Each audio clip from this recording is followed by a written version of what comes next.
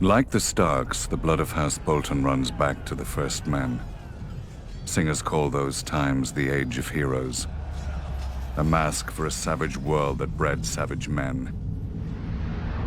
The Lannisters swindled their enemies, the Storm Kings hammered them, and the Starks cut off their heads. In such company as this, were the Boltons really so indelicate?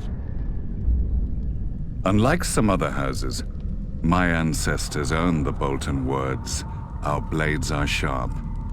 They passed down not a Valyrian greatsword, but a knife, honed and thin enough to fit between the topmost layer of skin and the tissue below, and peel. For as we all learned as children, a naked man has few secrets, a flayed man none. In those dark days, they say that some of my more willful forebearers would even wear their enemies' skins as cloaks. But no such tokens remain, if they ever existed. Certainly not hanging in some secret room in the Dreadfort, as old wives and fools insist. I suspect my house itself was responsible for spreading such rumors in the first place. Few weapons are as effective as terror, and this was an age of war. House against house, brother against brother. The Iron Men were on the rise, and never far from our shores. We must have seemed ripe for the taking, too busy fighting each other to deal with the raiders as they deserved.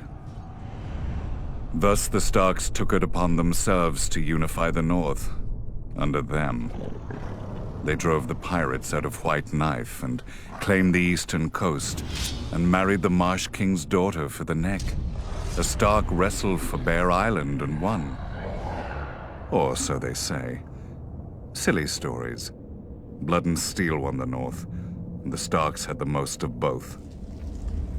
After years of war, my ancestors gave up their barbaric practices and bent the knee to their new kings.